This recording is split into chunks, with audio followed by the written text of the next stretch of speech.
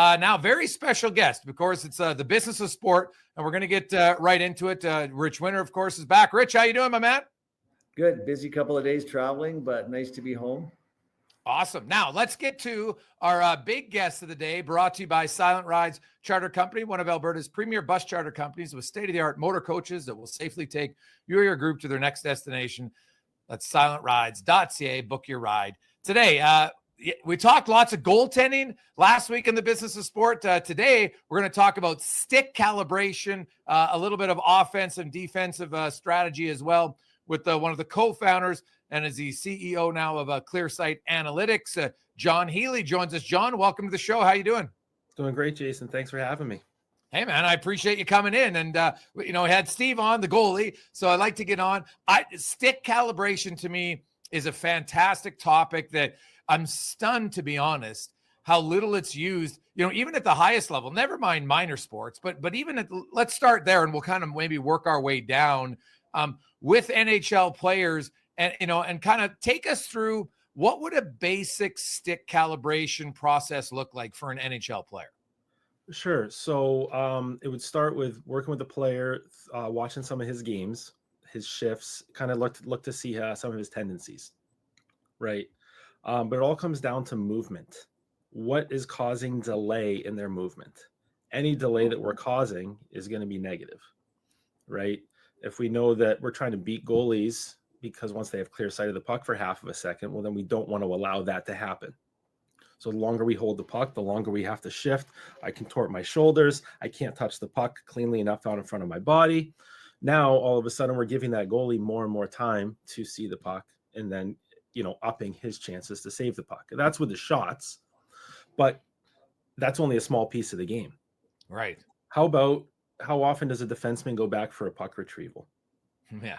So if he's getting too close to the boards, if he's compromising his eyes, the longer it takes him to be able to see his teammates, singular, plural, plus all the defenders, the less likely he is to be successful at making the plays available. Regroups.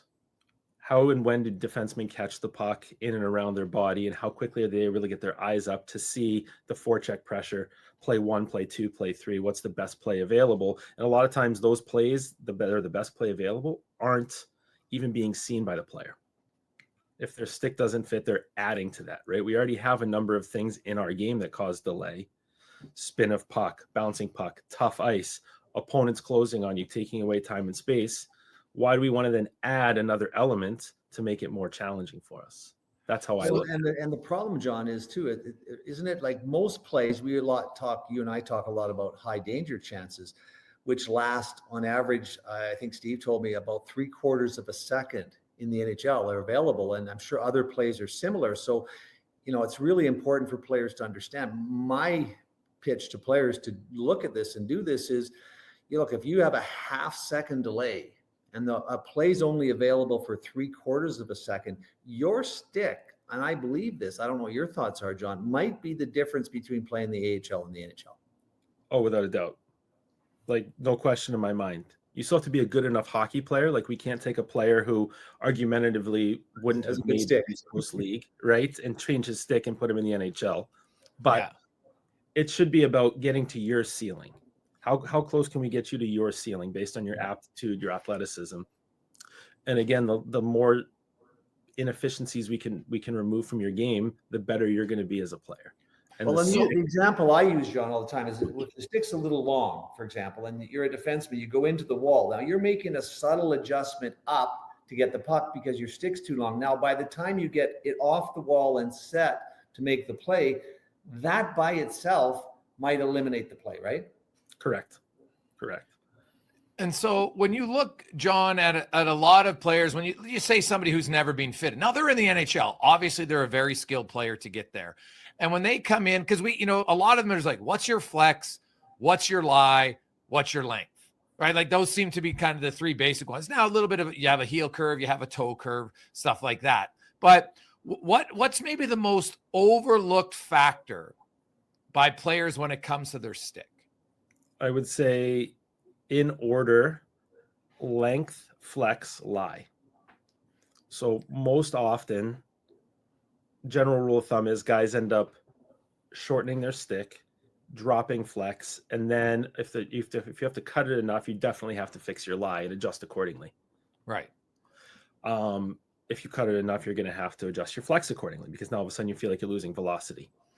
But I think velocity is the number one thing players look for and feel for when they're shooting and testing their sticks, when in reality, it's really not that important of a factor. It's the time it takes you to release the puck that is much more valuable than the velocity of the puck. Like, I looked at a player last year, I flipped to Toronto, and we were cutting his stick. And once we cut it to a certain point, now the flex feels a little bit weird. It feels stiff. It feels boardy. You know, you're not ripping it, to his term, as hard as he would like to. Feel like the velocity is down, which is accurate. But I said, well, let's look at your last 3 seasons.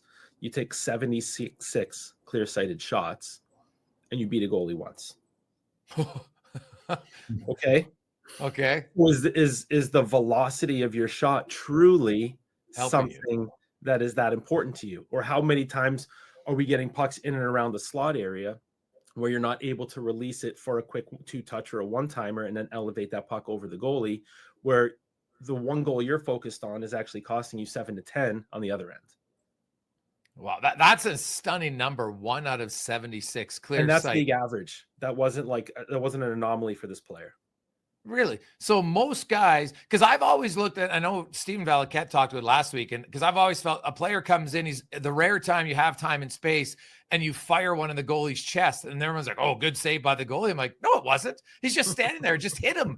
And so lots of times, so when a player's not hitting their spot when they have time, because in warm-up, they seem to go bar down all the time, right? But they're probably not, you're not straining as much. So when you say, okay, I might lose velocity a bit, right? Like, I don't know if we're talking, a half a mile an hour, whatever it is, I don't know. But if you can hit your spot more, that in itself will become more valuable. So what allows then for players, because everybody's different, right?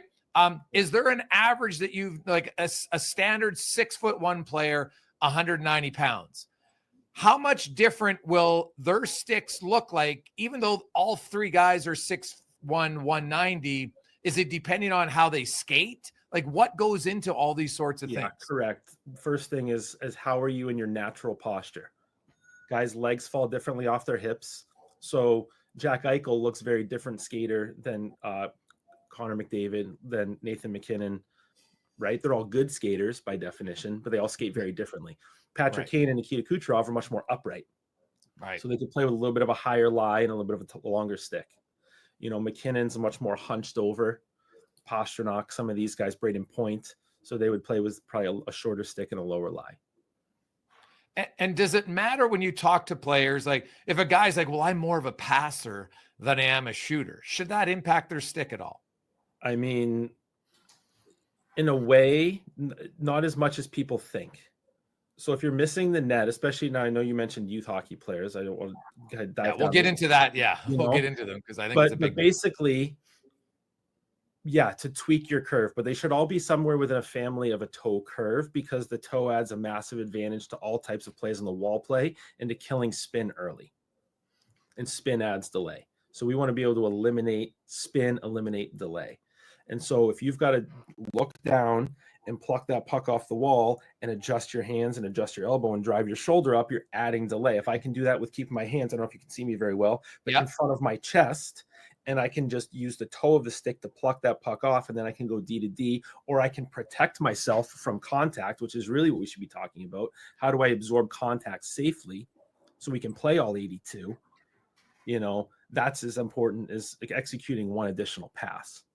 So I think all factors should be in play. And that's why we like to see what is this player's play style and where should our starting focus be, but really more. And if I was going to get on the ice with you, are we going to start with shooting versus passing, or really puck placement off of handles? John Healy joins us from ClearSight Analytics, one of their co-founders, and we're talking about stick calibration. And we're starting at the high levels, but we are going to get into minor hockey because I think obviously it's a major issue at the younger levels as well, and maybe not as much as I think, but we'll see. So John, when you bring in a player and you talk, hey, you had 1 out of 76 shots that were clear and you hit it. So what alterations did you make? And so, because you're talking about, you just want to be able, I think it's probably never been discussed, to be honest. I've never heard anyone say when we're talking about stick calibration that you want to limit the delay, but it makes tons of sense. Yeah. So, it's funny. It's the first time I've heard about it, to be bluntly honest with you, John. So I always love learning new things. And that's something that, hey, it helps our delay, because if I know that, guys have talked about, well, my stick's too long, it gets caught up sometimes in my stomach, I'm reaching, but that really forces you out of a natural position to pass or shoot the puck. And now that's a half a second. But it also, Jason, opens you to injury potentially, because your body's not in a position to absorb the force, which the body naturally is very well equipped to do. But like John says, you get your shoulder up because your stick's constantly too long, and you're constantly in the wrong position. When you get plowed into the boards, look out shoulder, right, John? Correct. So I would say what I've learned, Jason, I've tried to surround myself with other people who are smarter than I am in other areas of this game, working with some trainers. We call it top hand syndrome in hockey, where because you're in an unnatural position, and the further your top hand, I'm a lefty, so my right hand drives up, the more this gets overdeveloped, in which case now your left trap becomes underdeveloped, and then your rib cage gets contorted. And so now you're more susceptible to injuries over contact. And I don't want to be the coach sitting there telling the defenseman, well, we're not going to go retrieve this puck because you've already taken too many hits today. Like, that's not an option, right? We want to go retrieve the puck safely, and you're going to put yourself into harm's way as safely as possible. Makes sense. What about playing like a Leon Draisaitl? He's got one of the most unique sticks in the NHL. It's straight. He's got an extra high blade. He's probably the best passer on his backhand in the game, and one of the best shooters, despite having a traditional shooter stick. When you look at Draisaitl's stick, what impresses you about it? Why do you think that thing has success? And should more guys be looking at incorporating a paddle into their stick use? So for the max blade height, I've had players go different ways. Some guys love it. Defensemen tend to like it because they feel like they have a little bit of a better luck killing spin and getting pucks on the boards, or keeping pucks into the blue line. A lot of centermen tend to like it because you just have more surface area for that drop and the chances of being successful and getting surface area to puck to win. Okay. Some stick companies make it a little bit taller than others, and it just feels slow when you puck handle across your body, or we call it like a snatch motion. If you picture like Austin Matthews coming down, handles the puck, he kind of snatches it across his body and holds it out in the toe. They feel like that can be a little bit slow or clunky. I think some of it can be unique to feel for the players. Like you talked about flex, lie, curve. What we didn't really talk about, and I think it's kind of more dealer's choice, is kick point. Right. I think some of that is based on how you catch passes and what would make sense for you. I think different tweaks with the blade can work. I've never seen Leon's curve in person or been on the ice with it. I would say it's more of an anomaly, just seeing pictures of it and how he uses it. Yeah. But he's also an anomaly of a player in a more unique way than we're used to seeing. Because we've got guys who are anomalies in the fast twitch world. McDavid and McKinnon might be the two worst players to use for youth hockey coaches as examples, because unless your kid's got more fast twitch and that ability to move so much faster than everybody else on the ice, things that they do are not necessarily repeatable. Right. Leon is not really by definition a great skater, but he's able to think the game and move in a way that he can maneuver the puck in a very special way and put himself into areas to create scoring chances. And he's strong enough to protect it more effectively than a lot of other players. Correct. Yeah. So, John, we're going to take a quick break. When we come back, I will talk about it from a youth hockey perspective. Then I want to talk about, as much as you look at the sticks, we talked a lot about goalie strategies and stuff, but we're going to talk about some offensive and defensive strategies coming up later on today here in the Business of Sports. Jason Gregor, Rich Winter, with our guest, John Healy from ClearSight Analytics. We'll return on the Gregor Show, presented by PlayAlberta.ca.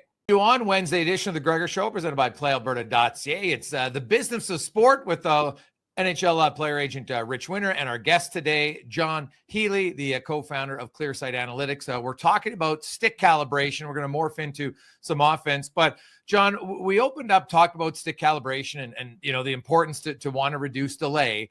But how much of an uphill battle is this when you consider so many, and these are NHL players, the best players in the world, they'll go and get their golf clubs fitted, and many of them have never really had their stick properly fitted. Why is that?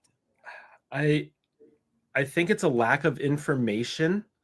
And it's kind of like the Kool-Aid man, who's going to be the first through the wall. Like I think there's some guys like out in Winnipeg where there's some more guys who had maybe worked with Adam years ago, or probably still continue to work with him, who have been more, used to that conversation. So there's a few more guys in that locker room. And that's just the one I can speak to because I've got, one of Rich's guys is out there. And so I think it's fascinating that I talk to around the gym up here. You talk to kids in college and you say, you ever even thought about this? Like, no, this is a stick I used when I was in the USHL or playing junior or whatever. Or that's the old adage. I broke my stick. I borrowed so-and-so's. I had 3 goals over the weekend. So here we go. Like, never changed it. It's the same idea, why do you have the skates you have? Because I've used them since Pee Wee. I don't know. Like I've always been a Bauer guy or whatever. There's not a lot of thought into it. And I think because again, if you're playing in the highest league in the world, you've been so competitive and you've worked on your game so much that there isn't a higher level to get to in the league stance.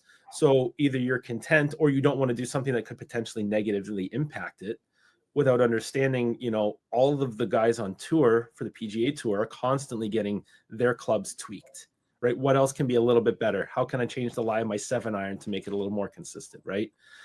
And to bring some information to them and say, well, let's go try some things. I'm not going to tell you have to, but I would suggest you at least look at this. I think when you present it that way, more and more of them are more open-minded than we originally thought 10 years ago when we started ClearSight, Right. And one of our players, without naming him, John, he cut a young defenseman. He cut off an inch and a half off his stick this year?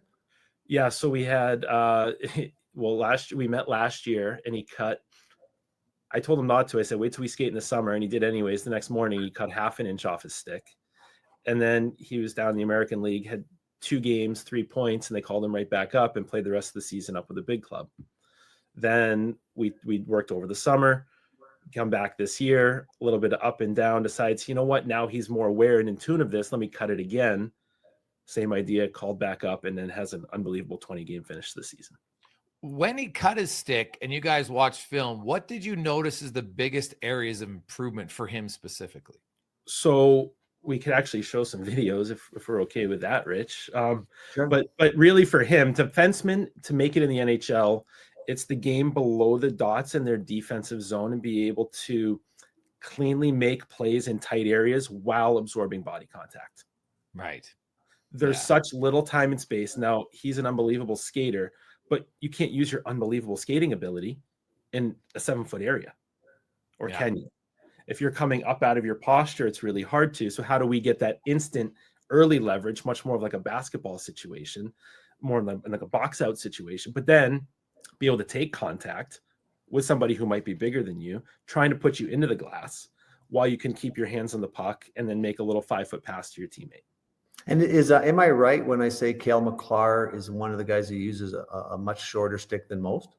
He does. Oh, yes. You see it when he skates. Like his is very short. And now he's hunched over, right? So certain guys can do it. So it depends on your style of play. And I remember Adam Oates tell Teddy Purcell actually cut off 4 inches of his stick during the season once because he was just having all sorts of trouble. He cut it down that much. And I remember having an interview with Teddy on our show talking about just, it was awkward at first, but he couldn't believe how easy, because every time the puck was close to him, he was bunched up and, he's almost arching his back up to try to get his feet. All of a sudden his stick's lower. Now he can just move his hands. He's not moving, as you alluded to earlier in the interview, John, about his shoulders and his traps. And he had good hands, but he ended up having way better hands. And he wasn't the best skater. So it actually saved him, probably kept him in the league for a few extra years because while he lost speed, he didn't lose time making plays.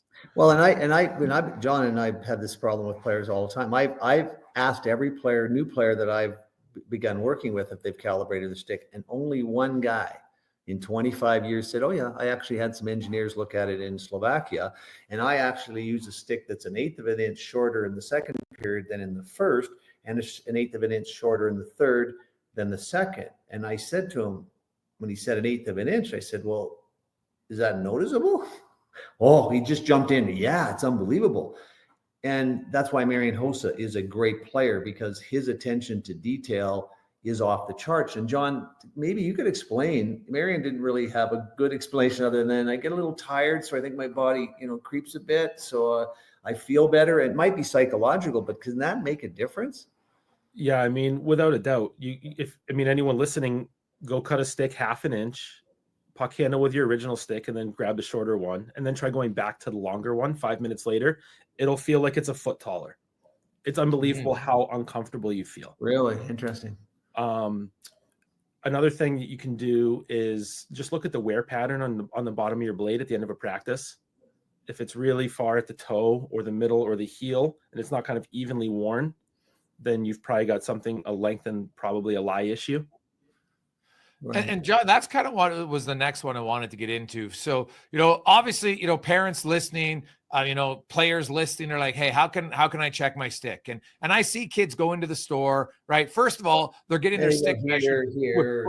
But yeah, they just measure to their chin. But a lot of times they're doing it without their skates on, which I'm like, well, now you're buying a stick in your shoes and you'll stand on your tippy toes. Okay. That's the height of my stick, right? Like I know it's wild. That's what we used to do. So if you were if a city like, I don't even know if anybody in Edmonton properly knows how to calibrate sticks. I've never heard of one. Maybe someone is out there. You can let us know. Text us 833-401-1440. But text me. Yeah. So what would be like, what are some of the most basic things parents can help out with their son or daughter to go to? Like, I'm assuming if you're going to go buy a stick, bring your skates. All right. And stand on your skates. Would that be the number one thing to do? And then get in a hockey stance? Like, what do we do?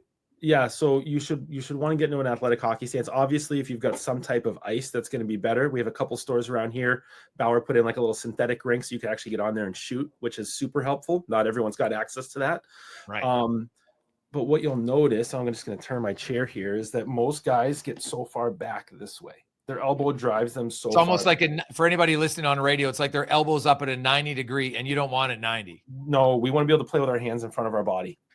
Okay. And it's a massive thing that's not taught properly. And we could go down a 4-hour rabbit hole into player development and off-ice training and how it does way more harm than good. We'll save that for another day if you want to go down that. But the stick is the only piece of equipment other than your skates that touches the ice, right? So it is the most important thing that we've got, and the skates are right there with it. Well, and some parents, Jason, are going to have a problem with this because John just mentioned one way to do it is cut a stick off, try it back at $200 a piece. They're going to have some trouble with that. But I was just thinking, and I never gave this much thought before, maybe they got to go out and buy that wooden, inexpensive stick and try something, right?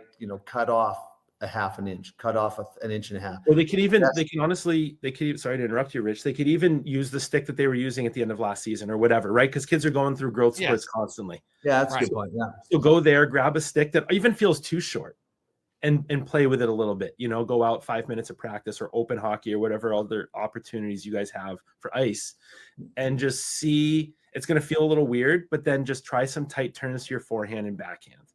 Maybe John, you just try, you're a 5'7" player and you got 2 5'3s on your team. Maybe just, sort of see if you can borrow one of their sticks for practice. That's actually what a lot of the pros guys end up doing in season because you can't get sticks right away a lot of times. Do you find, John, when you watch, do most minor hockey players, are their sticks too long? Correct. On average?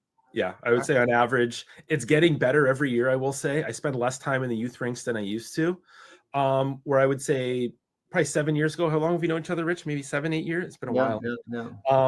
I would say when I first met Rich 7 years ago, I would say 98% of kids used a stick that was incredibly wrong, like not even close. And most of those were too long, too stiff with a bad curve. I would say now it's probably closer to like 75%, 65%. You see more and more of the kids at the high level, like in major junior, the national program, USHL, more of those kids have been a little bit more in tune with some of it, at least from a length perspective. Yeah. But I would say on the average,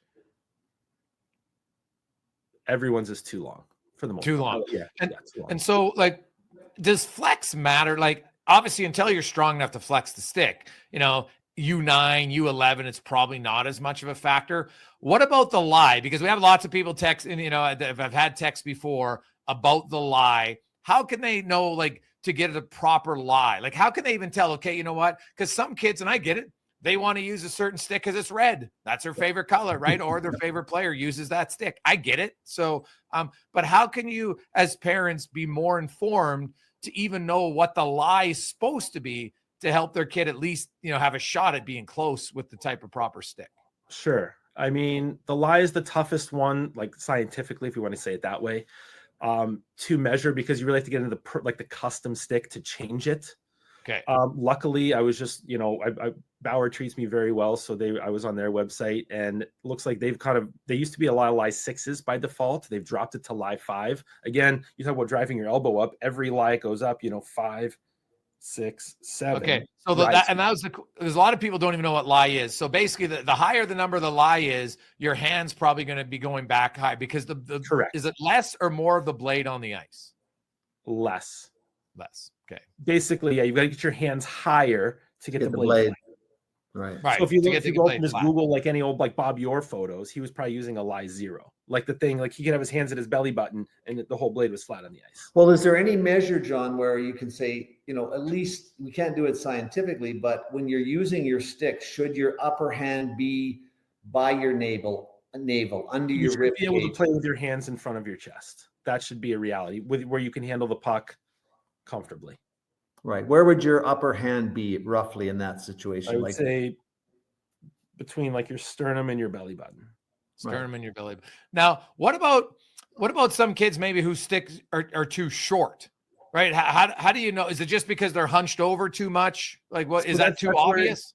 It gets into a problem where most kids' posture is really, really poor. A lot of them go to training things that sound, well, okay, we're going to do a lot of quad dominant exercises. They don't do enough hamstring exercises. So they can't get into that proper, what we'll call Sidney Crosby posture, right? Okay. They physically can't get down. So it's not even that they're hunched over in a low way like Sid.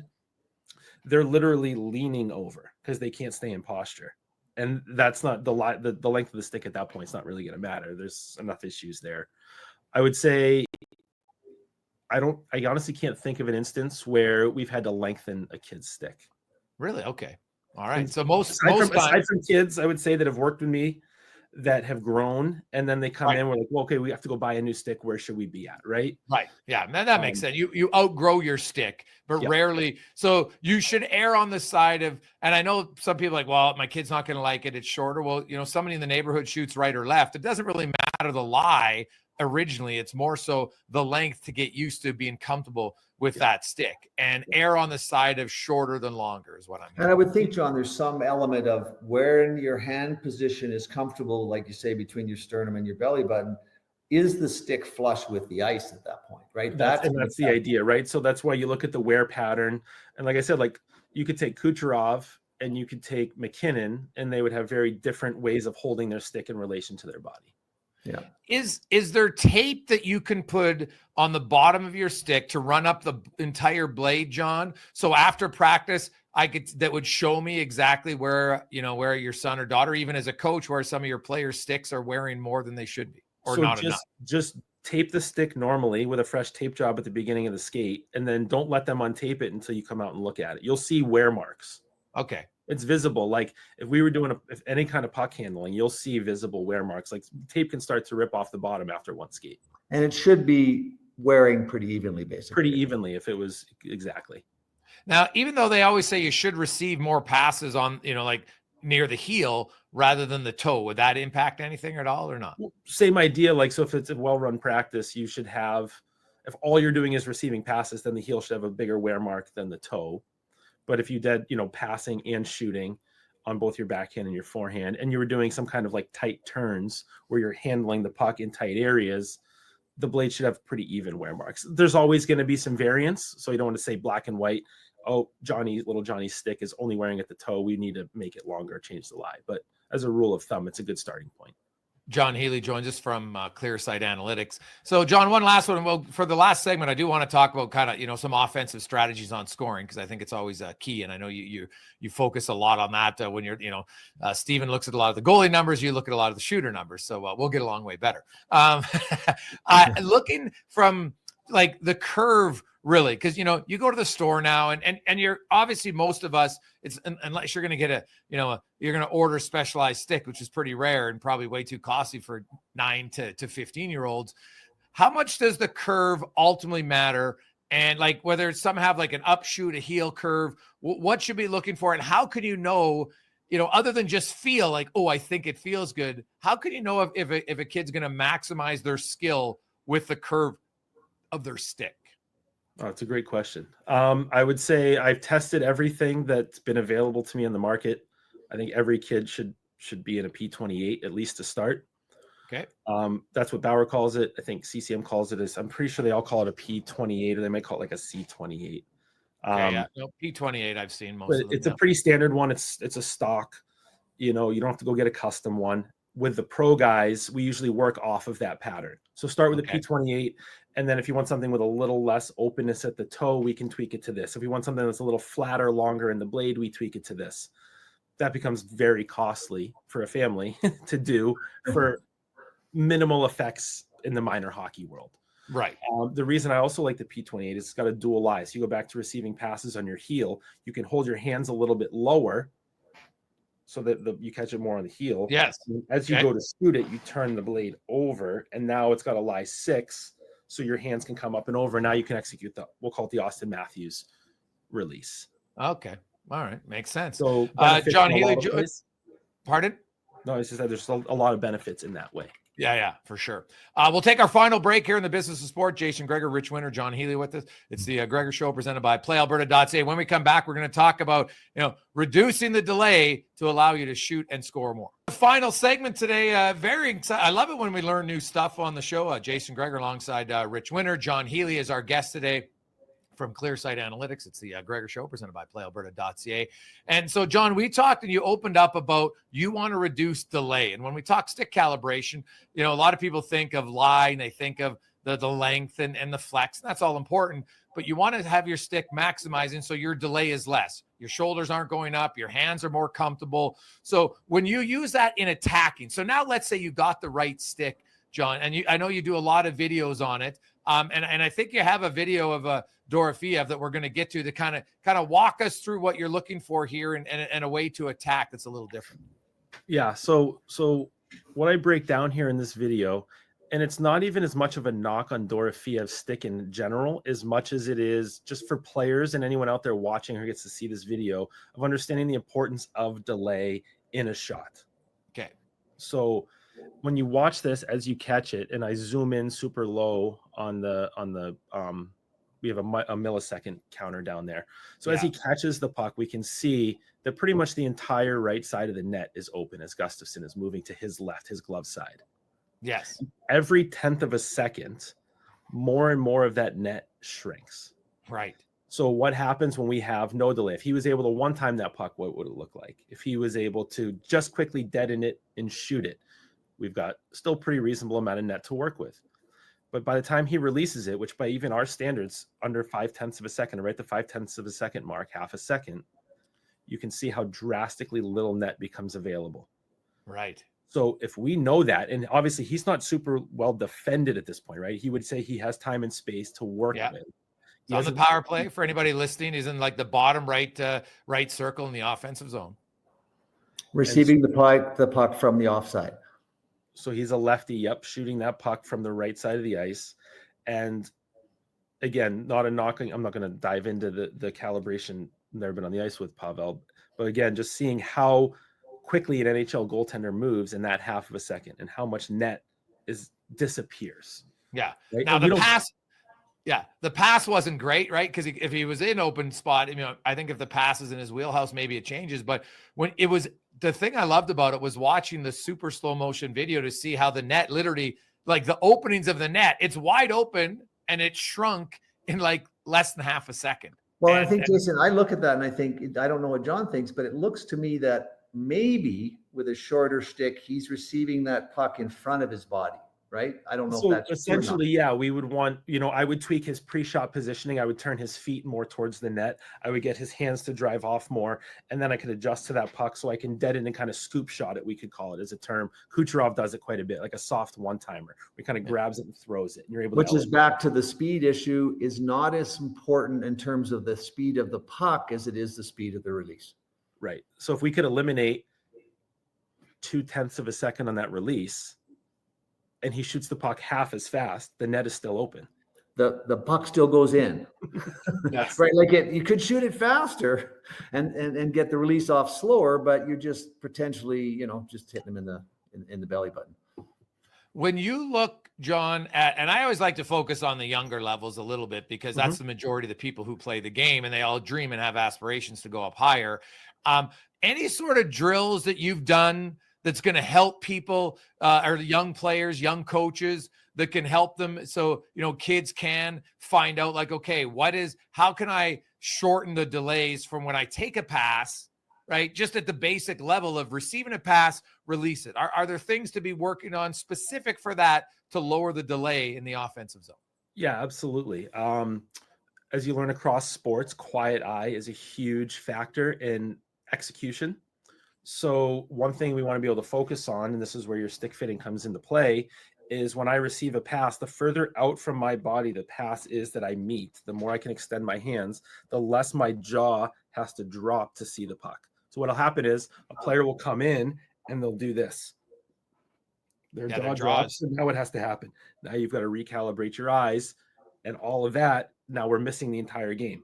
Literally, we blacked out like as if we went to commercial, and then we reopen, and now the game has changed. The picture's changed in front of us. The goal is. And I think, John, if it prevents them from scanning the ice, right? They learn to look at the puck and look at the immediate play in front of them versus looking at the entire ice. Correct. So the more we can get comfortable meeting it out, and in any type of skill session, open ice, anytime your parents are able to get an iPad, a cell phone, even just for a couple of reps, just so you can get visual feedback.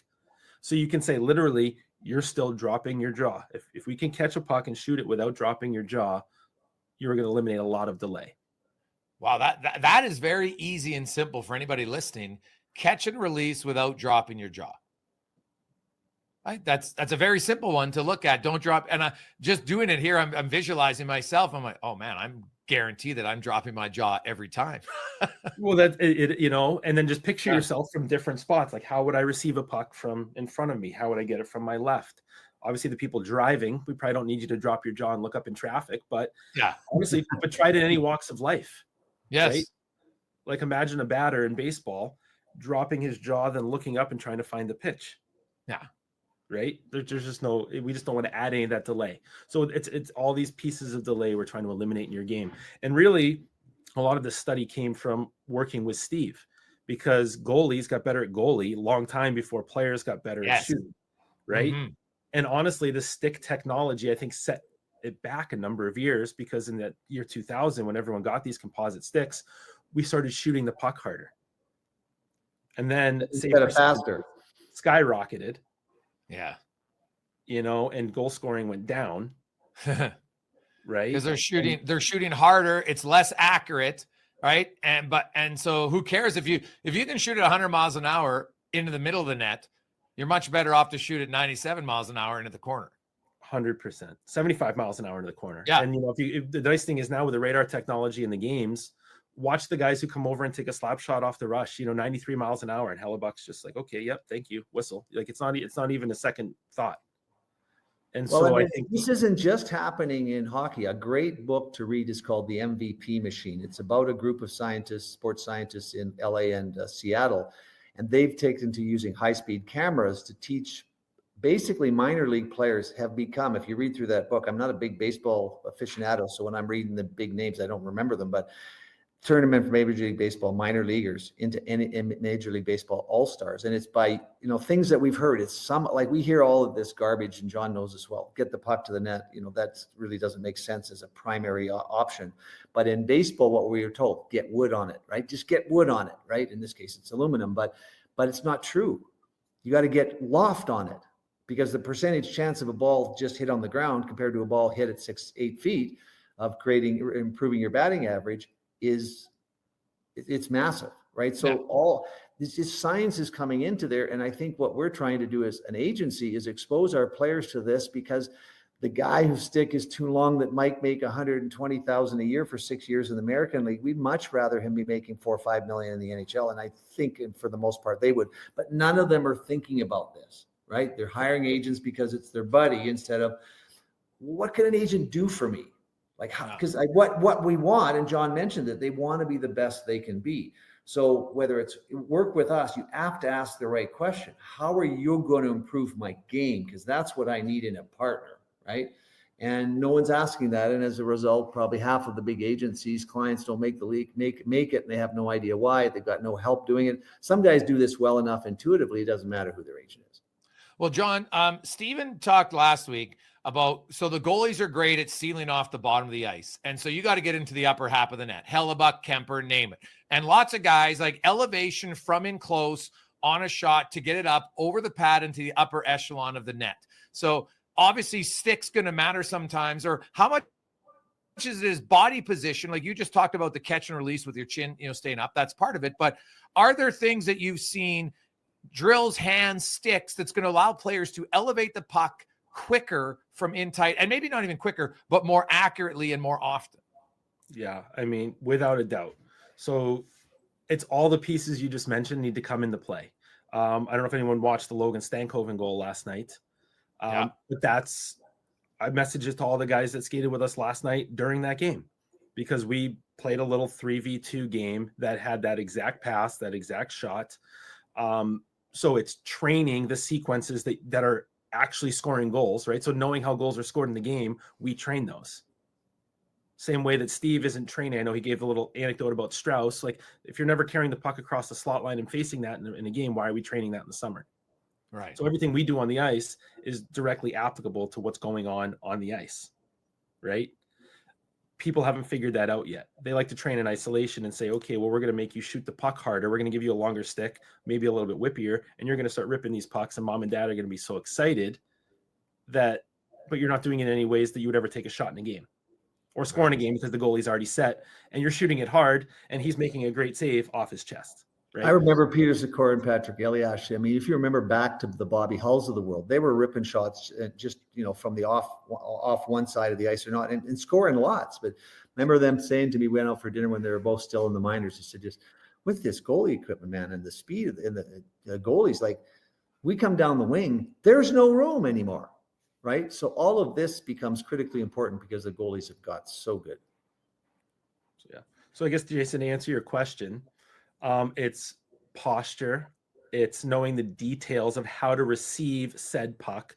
And if you notice what Logan does, and this is something I typically only do with my higher end younger kids and the pros, is he actually moves laterally on first touch on the catch. He actually catches that puck and continues moving to his right. He goes across the slot line. Now the screen comes, and then he shoots it back against the grain.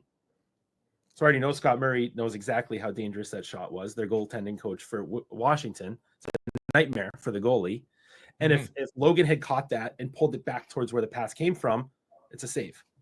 Yeah. Well, I think kids got to understand one basic thing is that the amount of work that goes into a Sidney Crosby or a Kobe Bryant is their success is not based on talent.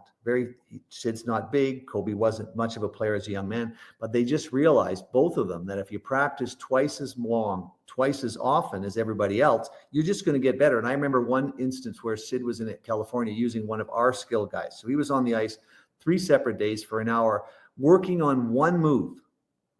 And the coach that was working with him coached young Pee-wee players there. They're all watching, coaches, training Sid.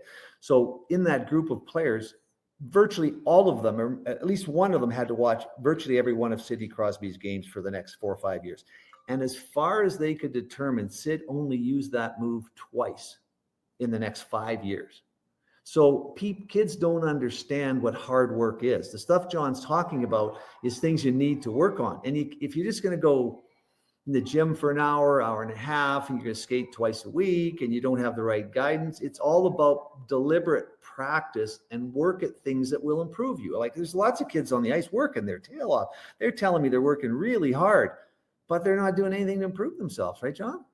Yeah, that's 100% correct. So it's really got to be, then that's why when Jason, you and I have talked about this, I think this is why we clearly need to go back, adjust the practice game ratio for kids. They have to practice way more than they're playing because you're not learning. But then you need effective practice drills, right, John? Like if you practice 4 times a week, but you're not doing effective practice time, it doesn't matter. It's all about, are you practicing to drill? So I want us to leave. Do you have the most simple basic drill in practice that you would want for I don't care what level of kids, U9, U11, U13, that's going to help them just get into a mindset of having to finish off more? Because I see kids come in, they're wide open in the slot, they flub the shot, they miss the net. What are some repetition drills that you should be doing every practice so your kids, when they get in that situation, and just start at the basic one, John, because obviously we don't have time to incorporate all of them. But is there one basic one? Yeah, I would say there's a drill that I do pretty much every skate with every level of player that I work with. Lefty, righty, forward, D, doesn't matter. So if you're a coach or anyone listening, you can just take a pile of pucks and put them on either face-off dot in the offensive zone. So we'll just say right face-off dot. The players are all going to line up at the left face-off dot in the neutral zone. Okay. So we call this F3 or trailer speed, which they're going to skate in. They'll take 2 strides and then they're gliding. And we call this, we want them to achieve neutral position. So you're not assigning any energy in your body to any specific pass that you think is going to come. Too many kids get prepared for what we would call the perfect pass. So they're waiting for it. Okay, I've got it. When that thing happens in an undefended practice plan, zip it tape to tape, I catch it, I shoot it, I can go high glove, high blocker, we're good. Now what happens when I send a sauce pass? What happens when I put it 3 feet in front of you, 3 feet behind you, into your skate? If we can stay neutral, I think Kucherov might be the best one in the league at this. Rerouting yourself to the puck and then achieving everything that we just talked about. Posture, first touch, keeping your jaw from dropping, and elevating that puck into the upper third of the net. We don't want a goalie because the goalies can kind of ruin this drill. It's actually easier without a goalie. You could put a goalie in if it's a team practice, but or a shooter too. A few minutes. So all the coach's responsibility is put an assortment of different pucks out there for every kid going. So one time, send him a nice clean tape to tape. Send a little slow sauce pass. Put it 10 feet in front of him, make him come from his gliding posture, his neutral, to sprint onto that puck and grab it and shoot it. Throw one up ice back to his left. So now he has to reroute up, and now he's got to decide, do I touch it on my backhand to get it over, or do I get it on my forehand and tweak myself? And then you switch the pucks to the other side of the ice and switch the players to the opposite side of the ice. Oh, I love it. Very simple. Anybody listening, you can do it, because in a game, we don't have the perfect pass, right? And it's how you can adjust. Can you knock down a pass? All of a sudden I'm slow. Now I got to speed up, and then I got to reset. And I love the catch, release. Don't drop your jaw. If there's anything I took out of today, to me, that's the number one thing to look for. John, this has been fantastic. We'll have to do it again. Thanks so much for your insight. I love the work you guys are doing at Clearsight Analytics. I think it adds a new element of the game. And obviously there's much more to the game than just the numbers. There's the execution behind the numbers that is key. Thanks so much for joining us. Thank you very much, Jason. Thanks, John. Appreciate it, John. Thanks, Rick. There you go. That's John Healy from Clearsight Analytics.